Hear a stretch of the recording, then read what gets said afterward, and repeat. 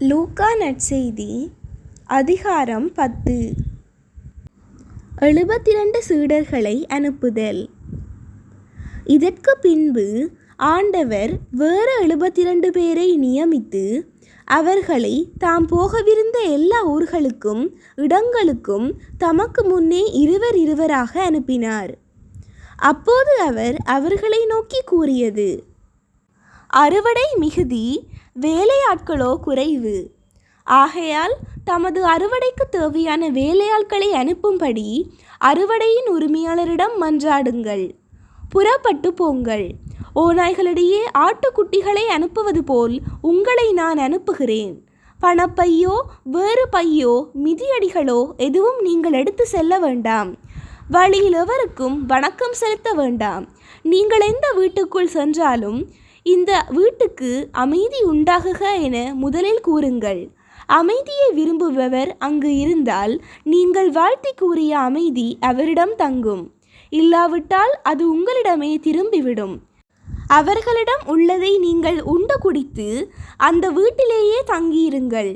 ஏனெனில் வேலையாளர் தம் கூலிக்கு உரிமையுடையவரே. வீடு வீடாய் செல்ல வேண்டாம். நீங்கள் செல்லும் ஊரில் உங்களை ஏற்றுக்கொண்டால் உங்களுக்கு பரிமாறுவதை உண்ணுங்கள். அங்கு உடல் நலம் குன்றியோரை குணமாக்கி இறையாட்சி அவர்களை நெருங்கி வந்துவிட்டது என சொல்லுங்கள்.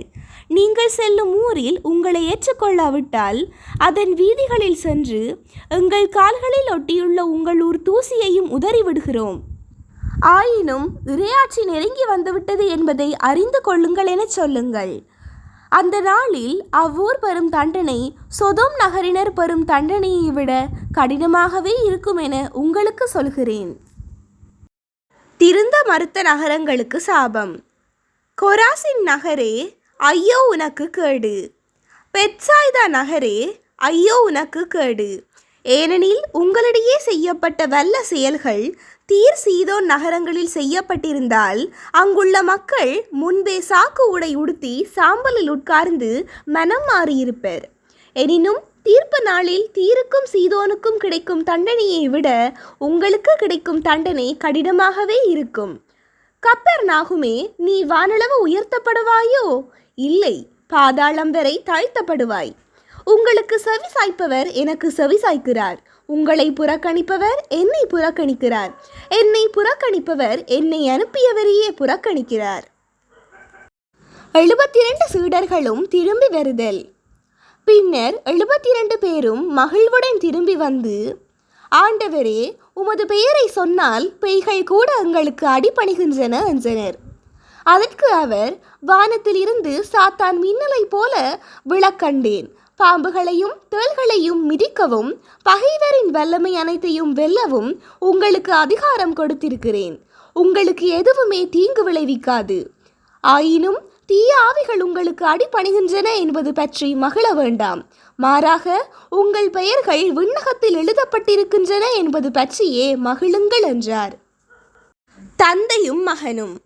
அந்நேரத்தில் இயேசு தூய ஆவியால் பேருகவை அடைந்து, தந்தையே, விண்ணுலகுக்கும் மண்ணுலகுக்கும் ஆண்டவரே, உம்மை போற்றுகின்றேன்.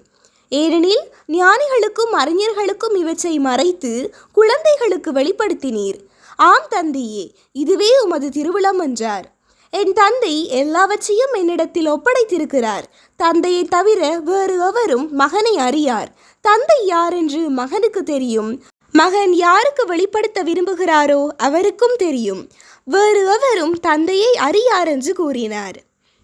பின்பு அவர் தம் சீடர் பக்கம் திரும்பி அவர்களிடம் தனியாக, நீங்கள் காண்பவற்றை காணும் வாய்ப்பு பெற்றோர் பேறு பெற்றோர்.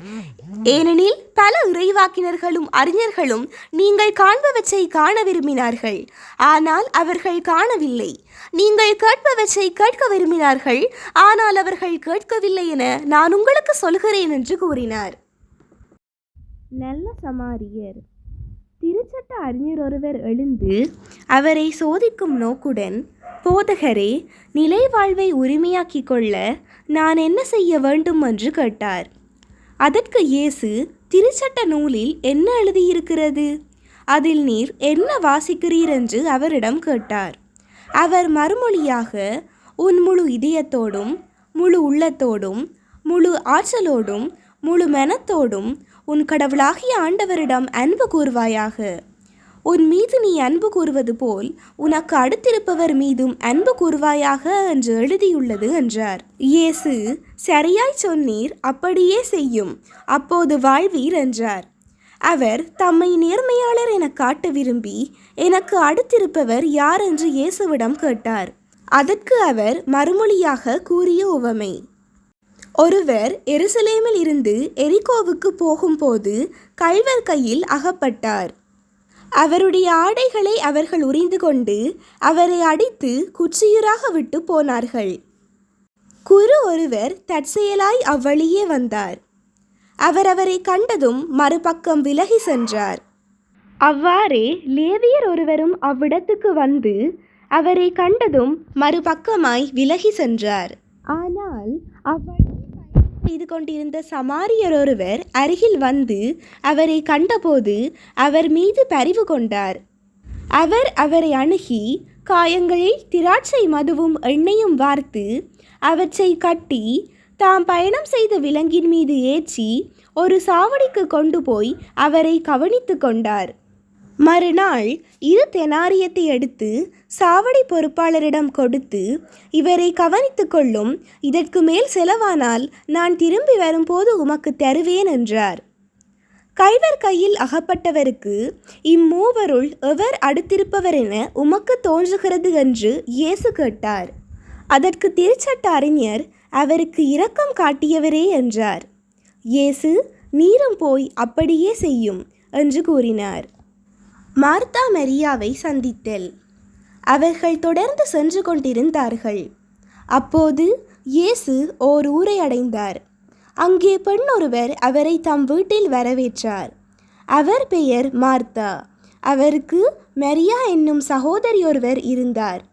மரியா ஆண்டவருடைய காலடி அருகில் அமர்ந்து அவர் சொல்வதை கேட்டுக்கொண்டிருந்தார். ஆனால் மார்த்தா பற்பல பணிகள் புரிவதில் பரபரப்பாகி இயேசுவிடம் வந்து, ஆண்டவரே, நான் பணிவிடை செய்ய என் சகோதரி என்னை தனியே விட்டு விட்டாளே, உமக்கு கவலை இல்லையா? எனக்கு உதவி புரியும்படி அவளிடம் சொல்லும் என்றார். ஆண்டவர் அவரை பார்த்து, மார்த்தா மார்த்தா, நீ பலவற்றை பற்றி கவலைப்பட்டு கலங்குகிறாய். ஆனால் தேவையானது ஒன்றே. மரியாவோ நல்ல பங்கை தேர்ந்தெடுத்து கொண்டாள்.